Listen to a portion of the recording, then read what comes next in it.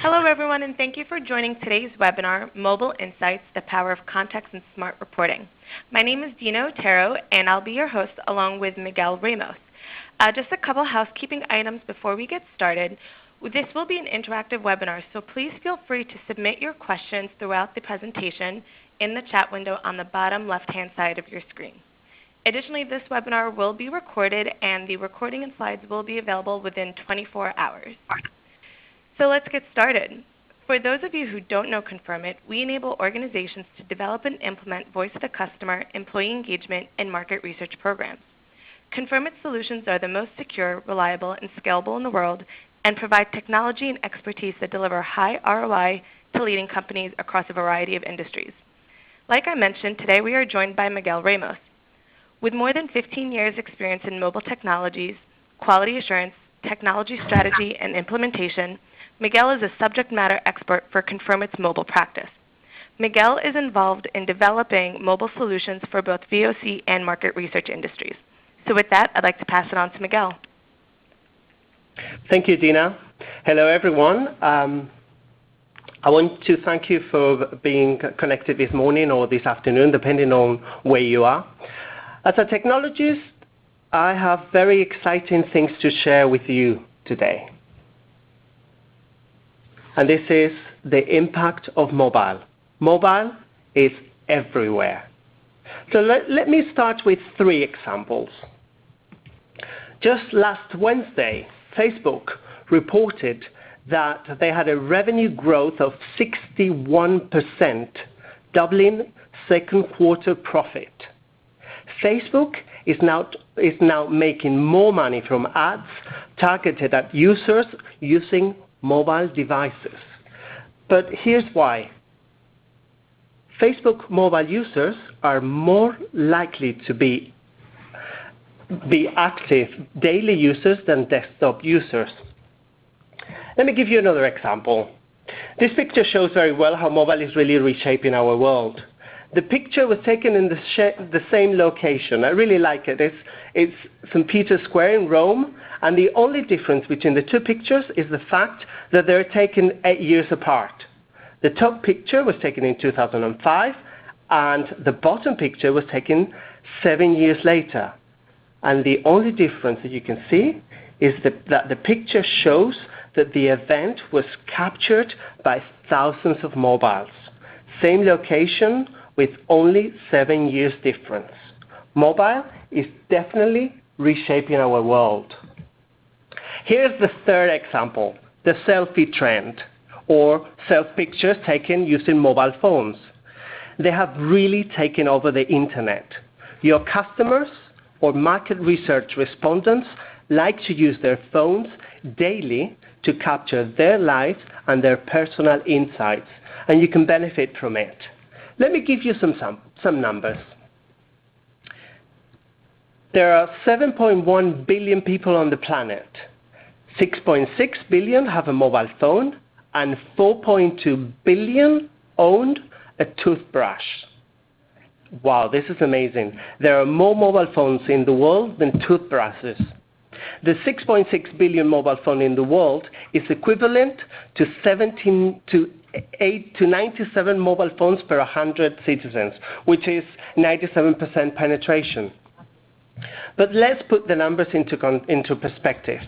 For that, I'm going to use the UK as an example, but I can assure you that the numbers are very similar to the US, Canada, and the rest of Europe.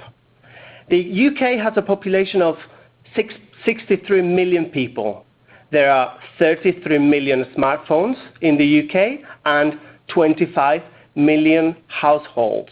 If you do your maths, you can quickly see that there is 1 smartphone in every household in the UK. And this is the same for the US, Canada, and the rest of Europe. Your customers or market research respondents have a feedback channel in their pockets. But if I look at the numbers from the different age groups, you can see, these are the numbers for the UK, that the millennials have the highest smartphone penetration, which is 86 to 89%, which is really, really high. So the message here is that if you're targeting millennials, make sure that you take mobile into consideration. Your consumers or market research respondents are very likely to be using their smartphones when you contact them. So think about multi-channel. This is desktop and mobile. With mobile surveys, you can capture contextual information such as location and preferences. So what I'm going to do now is to move into the power of context.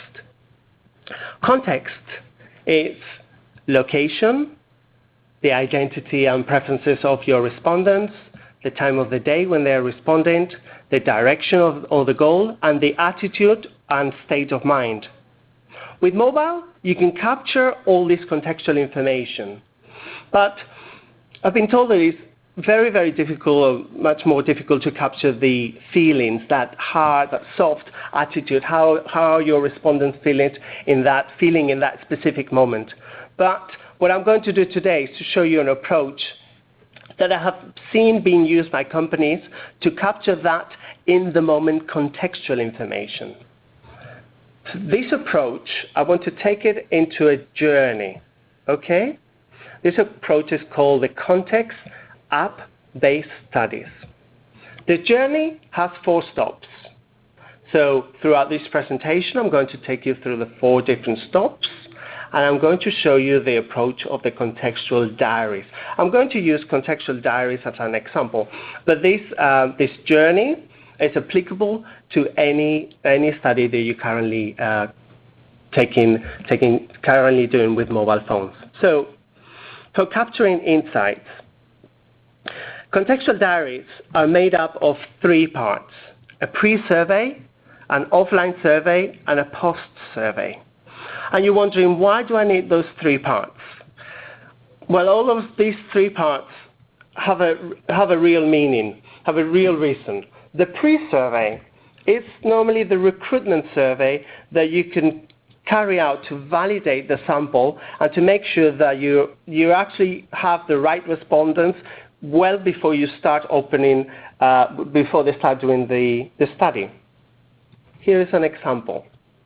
With Confirmed technology, the surveys render on mobiles, and this recruitment study can be done on desktop or mobile. The survey will look different, but they will behave the same because it's exactly the same survey.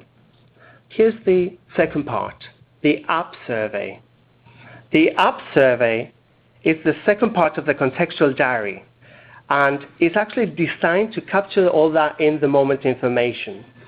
The recommendation is to have a very basic survey with alarms, push notifications, and make sure that you allow your respondents or consumers to capture all that in-the-moment information and ask for more information later on the post-survey.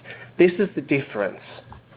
So the app survey will work completely offline, and the app will be installed on your respondents, so they can respond 24 hours if you wish. For mobile engagement, you can have alarms, you can use push messages, and you can use incentives. And here's the powerful part of the contextual survey, the post-survey, the third and final part. This is normally sent at the end of the study, and this is where your respondents can reflect how, by seeing all the images, all the locations on a map where they've taken all those images, and this is your opportunity to ask for all those questions that you want to ask, because they will be answering it at the end of the survey, at the end of the study, and they will be doing it on a desktop.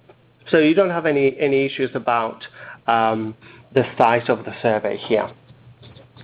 Let me show you some examples, some real examples of organizations that are currently using this approach, or a combination of this approach, so you can see how successful this approach can be. So this is the example. I'm going to show you a FIFA World Cup diary. This FIFA World Cup diary used randomized alarms. They divided the day into 5 sections, and they randomized the alarms throughout those different 5 sections. As you can see, the results and the engagement was very successful.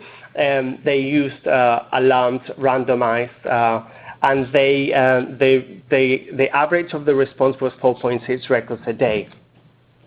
Another example, a media diary study, 24 hours diary study using the pre-survey, the app diary, the offline app diary study, and the post-survey that I have just described.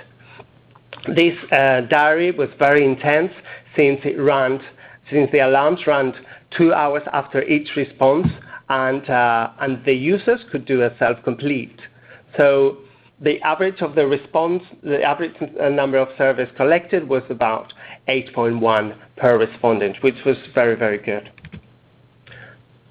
The studies don't need to be very short. They can also be very long. Here's an example of a smoking diary study.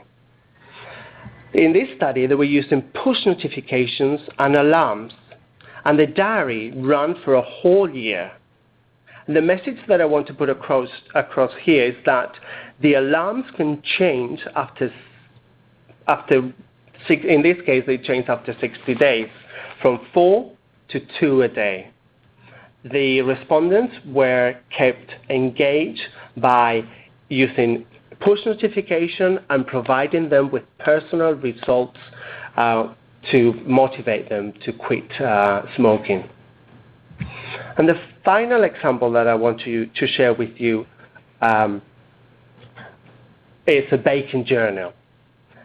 This example is a self-initiated baking journal. They didn't use alarms. It was very basic, but the reason why I have chosen it is because the market research company was really surprised. They achieved the total sample in just 3 days, just using self-initiation. So you don't have to use the alarm. And this is the final example I wanted to show you, the royal wedding diary. It took place in the UK. It was self-initiation. It didn't include alarms, but the results were very encouraging. The number of respondents was as expected. It was actually even higher, and it didn't have any incentive. So the reason why I've selected these 4 examples is to show you that you could use a combination of pre, app, post, alarms, and push notifications. But remember, I'm taking you on a journey, and the journey has got another stop, which is the quality assurance journey. The quality assurance journey is actually the place where I feel, from my point of view, the market research companies can bring a lot of value to their clients, because they have the experience of working with surveys, with survey data, and with analyzing all the data and identifying what's wrong with that data and what needs to be corrected. So this part of this stop in this journey, I feel, is very, very valuable. So I confirm it. We have a technology that automates data validation. And what I'm going to do today is to show you 3 steps that can be used for data validation using the Confirm It technology. The first step is the scripting validation that can be done on the survey. If you're running an offline survey on a mobile app, this will be all the scripting running on the survey. So this is what is normally done by a lot of our clients. The second step can be carried out on the server, and it's called back-checking validation. And the third step can be carried out using a dashboard, and we call it instant analytics. So let me show you the second step for some of you that you haven't seen it. On the second step, you can create some rules that can trigger anomalies in the responses. For example, imagine that you're doing a study in the London area and you can check a GPS location. A GPS location on the scripting will check that you're capturing a GPS location. But you imagine that the respondent has moved to another area, like Manchester, for example. With a rule like of this type, you can check for all those inconsistencies, and you can validate, and you can make sure that that record can be either rejected, they can be accepted, or they can be corrected. So this server validation is the second layer that you can add to your processes to guarantee the quality of the data, the mobile data. And the third step that I really wanted to show for data validation is called instant analytics. It allows you to create a predefined dashboard in seconds to monitor your project. You can filter the data on real time while the project is running. You can see the filter on the left, so you can actually select your criteria. And you can also filter the data even using open questions and cross-reference them with other survey questions. Imagine that you have an NPS question and an open text. You can start validating the results on real time as soon as you start receiving the data, and you can start taking some operational decisions if you feel that something needs to be changing and you've got enough time to make some changes to the project. So what I have done on this journey, I've gone from data capturing, quality assurance of that data, and I want to take you now into the analysis and the smart reporting part. The analysis of the information through an online dashboard allows you to structure what in other ways is unstructured data. The value in the reporting side, the online dashboard, comes from the fact that you or your client can select a criteria similar to what you've seen in the quality assurance, but this is a more sophisticated dashboard, and filter all that criteria in real time. You can place on a map all the GPS locations, click on them, and visualize the images that are taken at that specific location together with the answer that was captured. And you can also look at the data from a different angle. You can look at the data from the images point of view. You basically structure what in other ways is unstructured data, because you could end up with 3,000 GPS locations, 3,000 images, and 3,000 responses. The online dashboard will structure all that unstructured data. This type of dashboards will add value to your projects, since you can give access to your customers so the various departments within your client's organization can analyze the data on real time. Remember, and this is the message, the online dashboard becomes the deliverable to your projects. This is a shift, I know, from providing static results in PDF or PowerPoint to provide dynamic and real-time results to your customers. Why? And this is the final stop, so that they can take some business actions. Your clients can take some business actions using the online dashboards. These are the areas where your clients can really take business actions. Your clients can use the information captured on mobile devices to understand new markets. Why? Because a mobile survey can map markets of interest by capturing additional insights such as photos, videos, and GPS locations. We've seen it.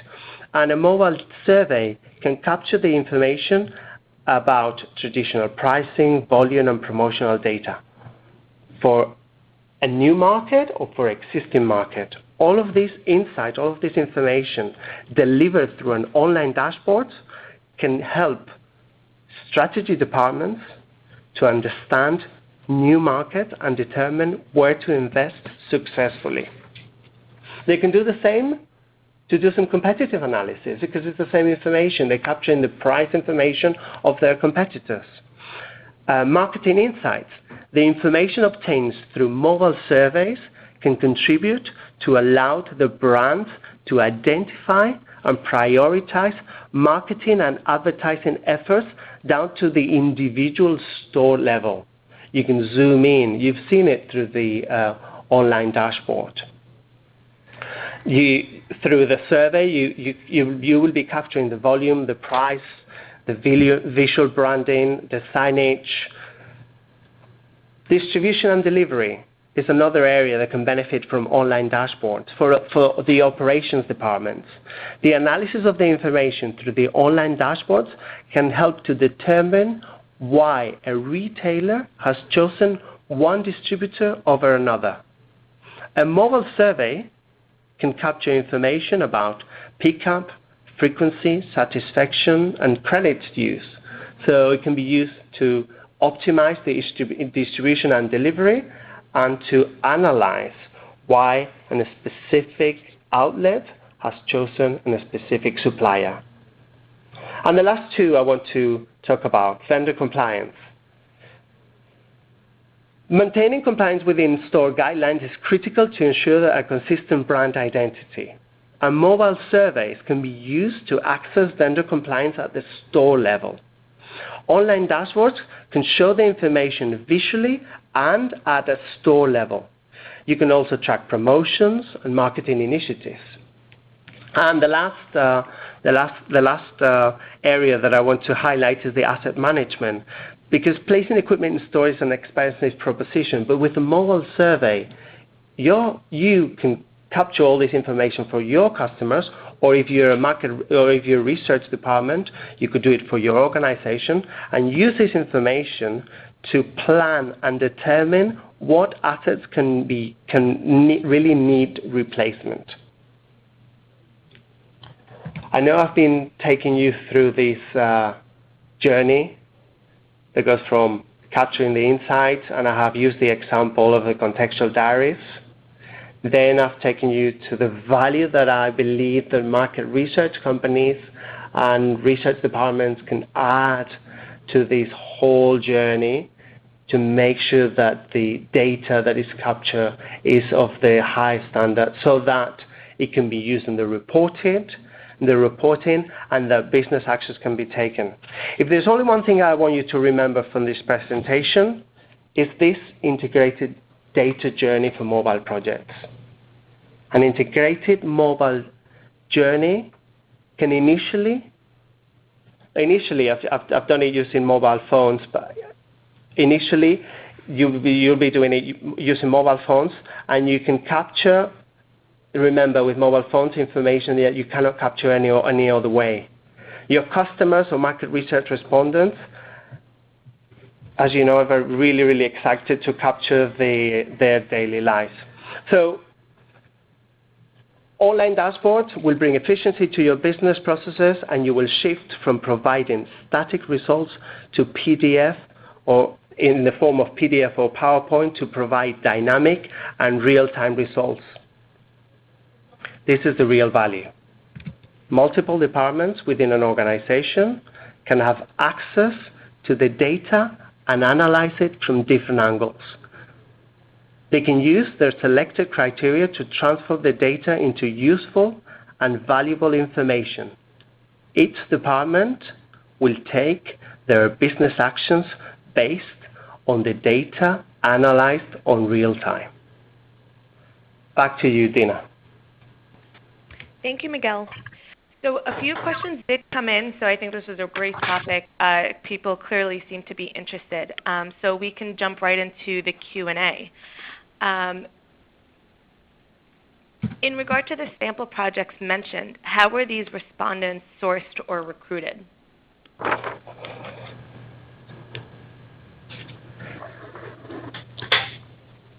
The projects that I have shown were carried out by market research companies, and the sample was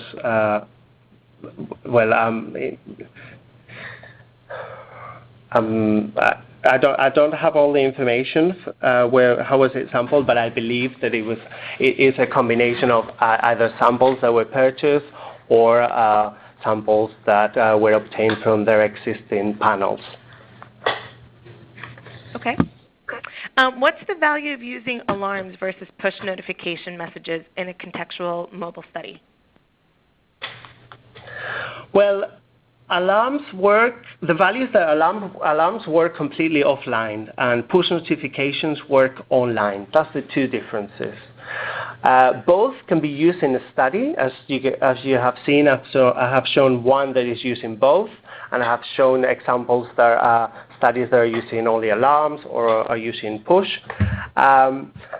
The value of using an alarm is that they're embedded in the survey and they can be randomized, and you can guarantee that 24 hours response. And they're normally used to increase the response rate. For me, alarms are really great for diary studies, and this is why I have shown it with examples of diary studies, because there's no connectivity needed. Whereas push notifications are also great for field force management or studies that are carried out in big cities where 3G or 4G is widely available. Great. That makes sense. One of our attendees is using SODA to create the mobile app. Can they also use confirmant authoring?